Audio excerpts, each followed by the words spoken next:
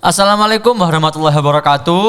Halo semuanya, kembali lagi di Mager Talks, Mandika Jember Talk Show. Kali ini spesial edisi di bulan Ramadan dan juga bersama bintang tamu spesial kita, Bapak Mahmud Iksan. Beri tepuk tangan yang meriah buat bintang tamu kita kali ini dong. Dan sebelumnya pasti perlu dong perkenalan tentang siapa sih bintang tamu kita kali ini. Monggo Bapak silahkan memperkenalkan dirinya terlebih dahulu kepada para pemirsa yang ada di rumah. Baik, terima kasih. Assalamualaikum warahmatullahi wabarakatuh. Waalaikumsalam warahmatullahi wabarakatuh.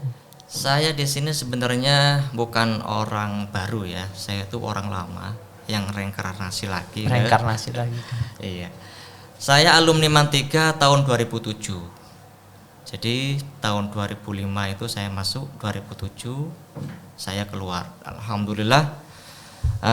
Posisi sekarang saya tidak seperti dulu. Kalau dulu saya belajar di sini ya sama dengan saudara kita Mustafa dan teman-teman yang lain, tapi sekarang alhamdulillah saya bisa menularkan ilmu saya, di mana saya dipasrai untuk memberikan pelajaran Kurdis dan ilmu hadis di sini ya. Berkesempatan untuk menularkan ilmu yang saya dapatkan dari guru-guru saya, khususnya guru-guru saya yang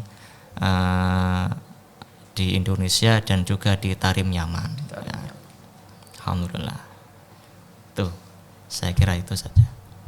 Berarti Bapak ini menempuh pendidikan bukan hanya di Indonesia, bahkan sampai ke luar negeri juga nih Pak. Mungkin bisa diceritakan sedikit gimana sih Pak perjalanannya sampai bisa akhirnya ke luar negeri gitu? Iya, alhamdulillah ya. Saya di sini setelah lulus dari sini tuh saya menempuh perjalanan belajar lagi ya jelasnya. Menempuh belajar lagi di Darul Lughawah Dakwah. Saya yang berbackground agama dari dulu ya, senang dalam urusan agama, dalam urusan bahasa Arab khususnya. Saya memperdalam bahasa Arab di Darul Lughawah Dakwah. Kemudian tahun 2009 itu ada lowongan beasiswa dari Al-Ahqaf University Yaman. Di sana membuka lowongan beasiswa dan alhamdulillah saya ikut dalam beasiswa itu dan saya masuk dari sana. Terlepas dari Darul Lughawah Dakwah, saya ke Asuniyah, pondok saya sendiri yang memberangkatkan saya ya. Guru saya Sadid itu ya, Sadid menginginkan untuk anak-anak yang mau ikut ke Yaman. Ya, tes qabul, imtihan qabul. Alhamdulillah saya bisa masuk di dalam jajaran mereka. Alhamdulillahirabbil alamin. Dan kali ini nih kita akan membahas tentang malam Lailatul Qadar nih Pak. Iya. Dan mungkin banyak yang belum tahu sih apa malam Lailatul Qadar itu sebenarnya Pak. Lailatul Qadar itu kalau dari definisi artinya Lailatul itu malam, Qadar itu kemuliaan. Jadi malam yang penuh dengan kemuliaan ya. Di mana Allah Subhanahu wa taala itu menyinggung dalam Al-Qur'an surat Al-Qadar, inna anzalnahu fi lailatul qadar. Wa ma adraka ma lailatul qadar, lailatul qadri khairum min alfis. Jadi malam Lailatul Qadar itu adalah malam yang lebih baik daripada 1000 bulan, dan ini dikhususkan untuk umat Muhammad sallallahu alaihi wasallam. Ya. Dan berarti itu malam Lailatul Qadar itu memiliki sebuah keutamaan yang melebihi malam-malam yang lain gitu Pak. Niku maksudnya gimana tuh? Ya, keutamaannya yang pertama haitsu kana sehingga diterangkan di dalam sebuah riwayat diampuni segala dosa-dosa umat-umat Muhammad ya. Kemudian di malam tersebut otomatis kalau kita itu ibadah satu malam itu sama dengan ibadah 1000 bulan. 1000 bulan itu kalau kita hitung tahun sama dengan 83 tahun lebih 4 bulan. Nah, bayangkan. Dan ini kekhususan umat Muhammad di Lailatul Qadar ini supaya umat Muhammad itu bisa mendapatkan kebaikan yang lebih banyak. Sementara umat-umat terdahulu seperti umat Nabi Adam, Nabi Nuh, Nabi Hud itu kan umurnya panjang-panjang sampai 1000 lebih. Nah, umat Muhammad itu kan umurnya paling tidak hawalai sitin masabain, antara 60 sampai 70. Makanya Allah Subhanahu wa taala memberikan keutamaan umat Muhammad dengan adanya Lailatul Qadar. Nah, jadi ibadah satu malam sama dengan ibadah 83 tahun lebih 4 bulan. Bayangkan kalau misalkan kita dapat satu malam Lailatul Qadar. Kalau dapat 2 malam, 3 malam, 4 malam sampai seterusnya, nah, otomatis kan kita kebaikannya berlipat-lipat. Nah, seperti itu. Dan kira-kira apa sih Pak tanda-tanda malam Lailatul Qadar itu Pak? Kan kita belum tahu nih. Untuk tanda-tanda Lailatul Qadar itu banyak ya yang menyebutkan di dalam sebuah hadisnya Rasulullah. Di antaranya saya sebutkan satu, itu malam tidak ada hujan, tidak ada petir, intinya tenang, hadi, tenang. Terus anginnya itu tidak membawa angin yang seakan-akan ini tsunami atau apa, itu tidak, tenang, anginnya juga enak, dirasakan itu tidak sama dengan malam yang lain. Nah, seperti itu. Kemudian yang kedua ya, ketika matahari terbit di paginya itu tidak berawan ya, intinya mutaswifun, langit itu cerah. Dan juga tidak membawa panas yang menyengat, enak gitu. Nah, seperti itu tanda-tandanya. Kira-kira itu dengan cara apa sih Pak kita bisa mendapatkan keutamaan dari malam Lailatul Qadar itu sendiri, sedangkan kita kan kayak belum tahu bagaimana sih mendapatkan kemuliaan di malam itu, ngoten. Nah, malam Lailatul Qadar itu bisa kita dapatkan minimal dengan sholat taraweh. Minimal dengan sholat taraweh, kemudian darusan. Jadi tidak harus satu malam penuh dia orang mendapatkan syarat mendapatkan Lailatul Qadar, tidak. Jadi walaupun sebentar ya pada malam itu, misalkan malam 21, karena malam Lailatul Qadar itu tanda-tandanya di malam ganjil ya. Tapi tidak mesti di malam ganjil, itu hak prerogatifnya Allah, kapanpun bisa di bulan suci Ramadan. Cuman banyak riwayat yang mengatakan Lailatul Qadar itu turunnya pada malam ganjil di bulan Ramadan, di akhir bulan Ramadan. Jadi tanggal 21, tanggal 23, 25, 27 seperti itu. Nah, itu bisa kita dapatkan dengan sholat taraweh. Ya, misalkan ada orang sholat taraweh rutin, ya makanya jangan putus ini. Biasanya di akhir Ramadan itu orang-orang malah maju safnya. Maksudnya maju safnya bagaimana? Orangnya semakin sedikit. Nah, makanya istiqomah ya. Istiqomah di dalam mendapatkan bulan Ramadan, bagaimana caranya? Itu sudah istiqomah dalam sholat taraweh, istiqomah di dalam ikut baca Al-Quran ya, khatmil Quran, dan diikuti dengan kebaikan-kebaikan.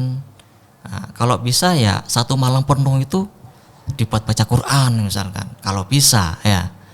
Kalau tidak bisa ya minimal ya tidak meninggalkan sholat taraweh, dijaga tarawehnya, dan itu pasti insya Allah seseorang itu akan mendapatkan Lailatul Qadar kalau bisa menjaga keistiqomahan di dalam sholat taraweh, darusan, sholat isya berjamaah dan sebagainya. Dan tidur pun itu harus diniati biar kita dapat Lailatul Qadar. Misalkan saya mau tidur, niatnya apa? Tidur kan perkara mubah. Kalau diniati ibadah kan jadi ibadah. Selama kita tidur itu ibadah. Misalkan saya berniat tidur supaya nanti saya bisa bangun tengah malam bisa melaksanakan tahajud. Karena syaratnya tahajud itu harus tidur dulu. Nah, seperti itu. Atau niat yang lain. Saya niat istirahat supaya badan saya seger, bugar, besok puasa bisa lancar. Itu ibadah. Ya.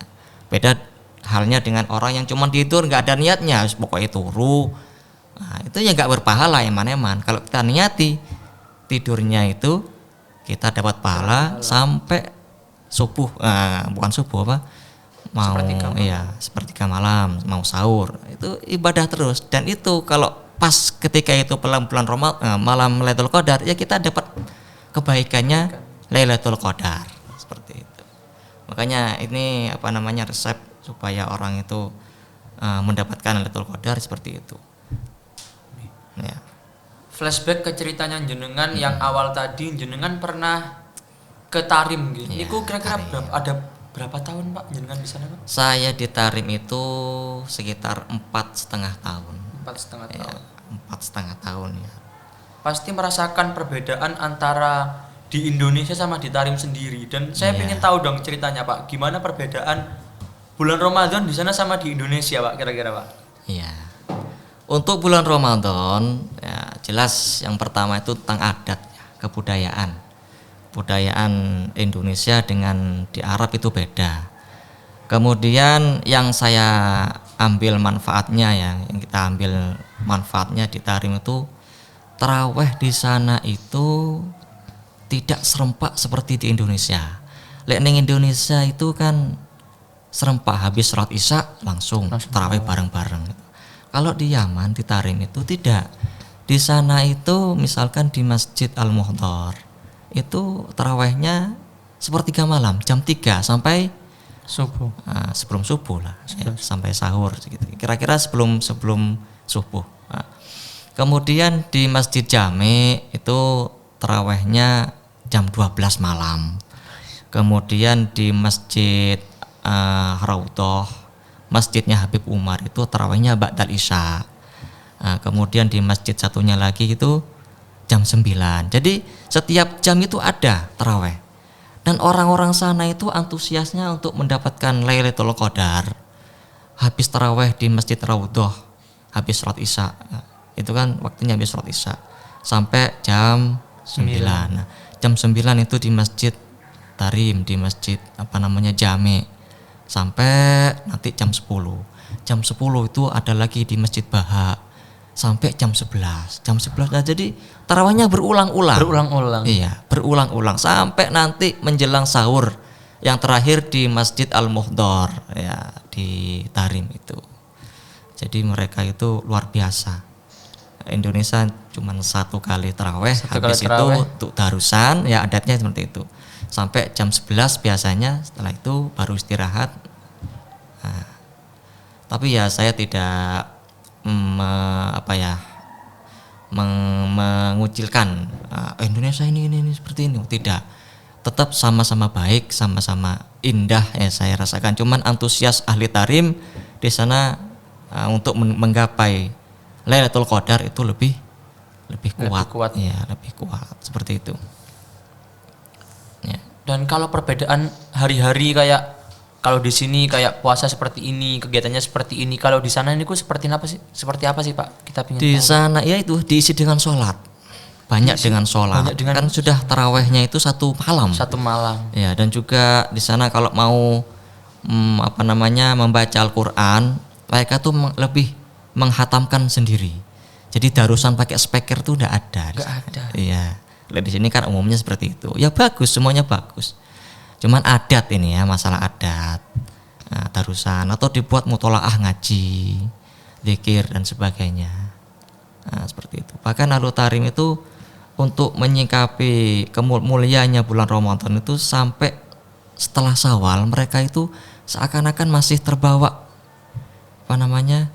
nuansa Ramadannya. Iya. Ada khatam Quran dan sebagainya itu masih ada. Sudah. Iya. Ya mungkin cukup sekian dulu untuk kali ini Pak ngobrol-ngobrol kita, mungkin bisa dilanjut lain hari Pak. Iya, karena memang banyak ya. Untuk cerita-cerita yang positif itu, yang bagus itu banyak bukan hanya di Tarim saja, di Indonesia pun bagus banyak. Kalau kita terangkan satu-satu waktunya nggak cukup gitu. Perlu adanya episode-episode sebelumnya. Ini kan karena memang edisi Ramadan. Saya terangkan, saya sampaikan apa yang ada di bulan Ramadan, sesuai dengan apa yang saya ketahui di sini dan di sana. Ya. Sekian dulu untuk kali ini. Bila ada kesalahan mulai awal hingga akhir, kami mohon maaf yang sebesar-besarnya. Sebelumnya jangan lupa like, comment, share dan juga subscribe channel YouTube kita dan juga akun sosial media kita di bawah ini. Wassalamualaikum warahmatullahi wabarakatuh. Waalaikumsalam warahmatullahi wabarakatuh. Bingung pikirannya kacau.